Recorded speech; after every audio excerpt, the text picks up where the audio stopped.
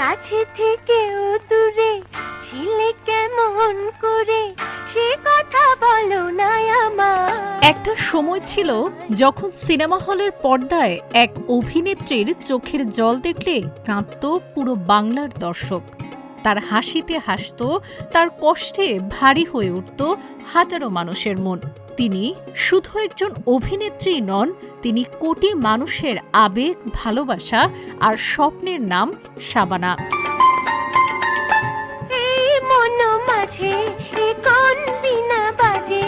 মাত্র ৮ বছর বয়সে যে ছোট্ট মেয়েটি রূপালী জগতে পা রেখেছিল, সেই একদিন হয়ে উঠলেন বাংলা চলচ্চিত্রের সবচেয়ে উজ্জ্বল নক্ষত্র। ৩ দশকেরও বেশি সময় ধরে নিজ অভিনয় গুণে তিনি শাসন করেছেন দেশের চলচ্চিত্রাঙ্গন।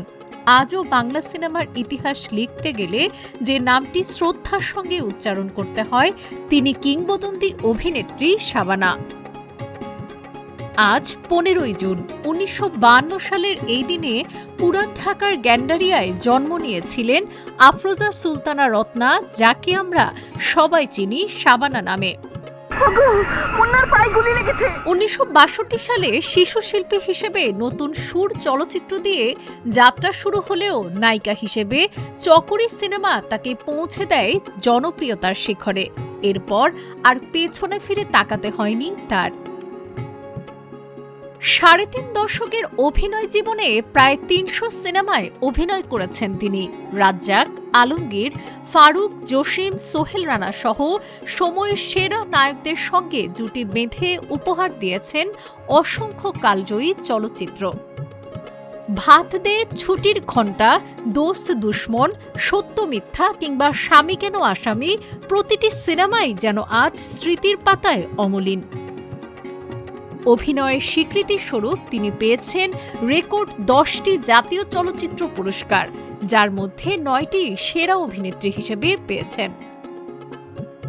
মাত্র ২১ বছর বয়সেই সরকারি কর্মকর্তা ও চলচ্চিত্র প্রযোজক ওয়াহিদ সাদিককে বিয়ে করে সংসার ও সিনেমা দুটোই সমান্তরালভাবে সামলেছেন শাবানা।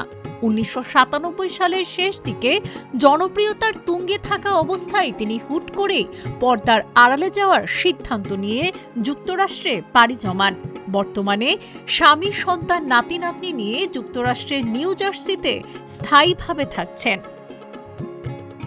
দেশান্তরী হওয়ার হিসাবে ২৮ বছর ধরে অভিনয় থেকে দূরে সরে গেলেও দর্শকের হৃদয় থেকে কখনো বিদায় নেননি শাবানা। তার সৃষ্টি করা চরিত্রগুলো আজও বেঁচে আছে কোটি মানুষের হৃদয়ে। সাবরিনা কাজী, আজকের পত্রিকা।